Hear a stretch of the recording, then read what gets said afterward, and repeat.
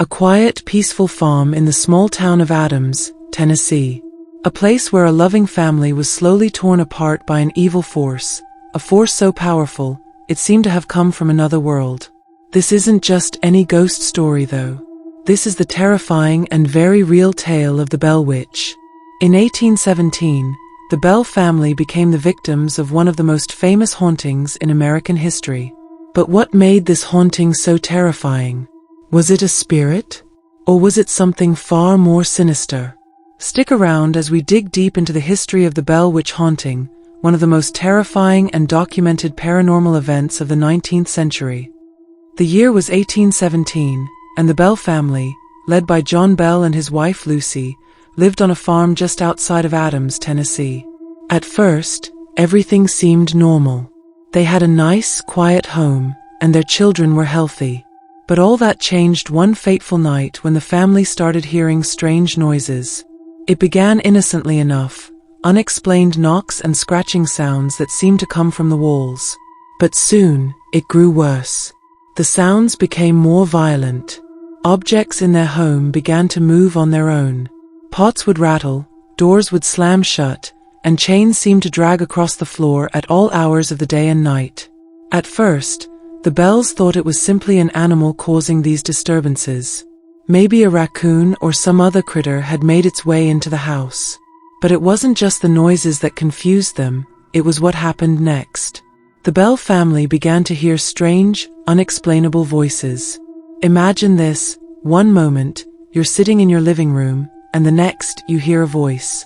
But it's not just any voice. It's low, gravelly, and seems to come from nowhere. It speaks directly to you, calling you by name. And that's exactly what happened to John Bell. One of the most chilling aspects of the Bell Witch's hauntings was the voice that taunted John and his family. The voice spoke to him with insults and curses, calling him out for his perceived wrongdoings, mocking him, and threatening him with death. But it didn't stop there. The voice would grow stronger and more terrifying over time. It was said to be an eerie, almost otherworldly sound that no one could place. Some believed it was a woman's voice, while others described it as something more sinister. The Bell Witch didn't just speak, she mocked. She would sometimes sing songs, or laugh in a cruel, mocking way, as if she were playing some twisted game. It wasn't long before John Bell and his family realized this was not just a ghost, but something far darker and more malicious. As the haunting progressed, the focus of the torment seemed to shift toward John Bell. While the rest of the family was scared, it was John who bore the brunt of the Bell Witch's attacks.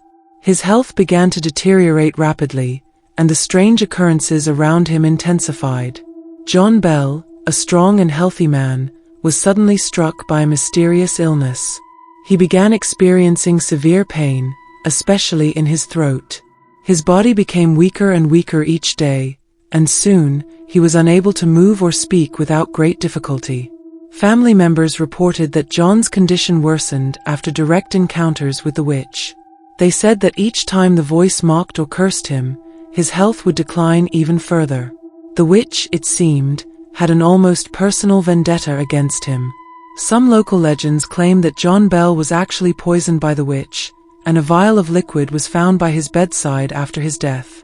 The witch herself claimed responsibility for his condition, saying, "I gave him a dose of medicine that will kill him." But the witch wasn't done with the Bell family. The malevolent spirit also turned its attention to Betsy Bell, John's young daughter. Betsy was about 12 years old when the witch's attacks on her began. Betsy had a suitor, a local boy named Joshua Gardner. The two were very much in love, but the witch didn't like it one bit. It seemed as though the witch had a personal vendetta against Betsy and Joshua's relationship. Betsy would experience horrific physical attacks. The witch would slap her, pull her hair, and throw objects at her. One of the most terrifying things was that the witch would often appear as a shadowy figure in Betsy's bedroom, standing at the foot of her bed. She would feel a sudden, intense pressure on her chest, as if something invisible was choking her. Despite all this, Betsy's love for Joshua persisted, but the witch seemed intent on breaking them apart. The witch would mock Betsy's engagement and warn her that she would never marry Joshua. Eventually, after weeks of terror, Betsy ended her engagement with Joshua, unable to bear the constant harassment. The Bell family, desperate and terrified, sought help from local ministers and spiritual leaders. Adams, Tennessee, was a deeply religious community, and the Bell family were no exception. They reached out to the local preachers, hoping they could banish the evil spirit from their home.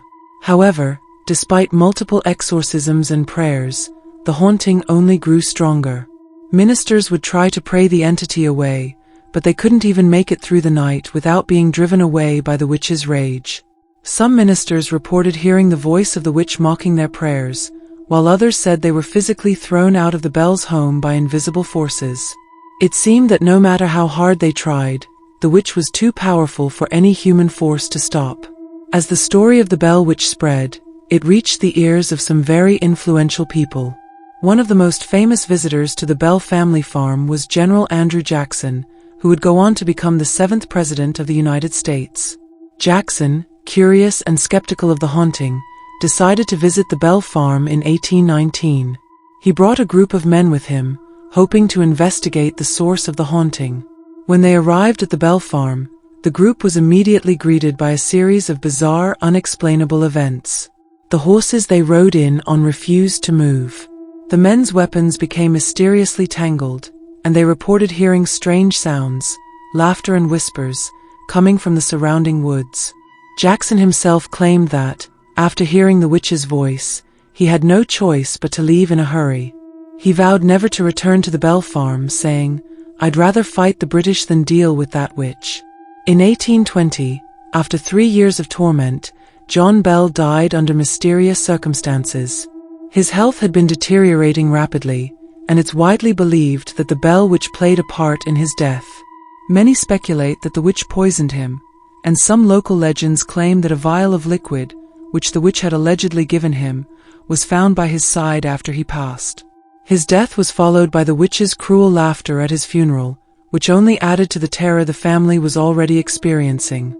After John Bell's death, the witch seemed to vanish from the family's life for a while. But before completely disappearing, the witch promised to return in 7 years, and in 1828, true to her word, she did. However, the Bell Witch didn't stay long. After another short period of torment, she disappeared once more, and this time, she was never seen again. But the legacy of the Bell Witch has lived on. The Bell Witch Cave in Adams, Tennessee, is said to be a source of the witch's power, and people still report strange experiences near the farm today. Some paranormal investigators claim that they've encountered the Bell Witch's spirit, and visitors to the cave often report hearing whispers or feeling an eerie presence. The Bell Witch haunting remains one of the most chilling and documented paranormal events in American history. Whether it was a ghost, a demon, or something else entirely, one thing is clear: the terror the Bell family experienced was very real. What do you think? Was it just a case of mass hysteria, or was there truly something evil haunting the Bell family all those years ago? Let me know in the comments. And remember, if you ever find yourself in Adams, Tennessee, you might want to steer clear of the Bell Witch Cave. You never know what might still be lurking in the shadows.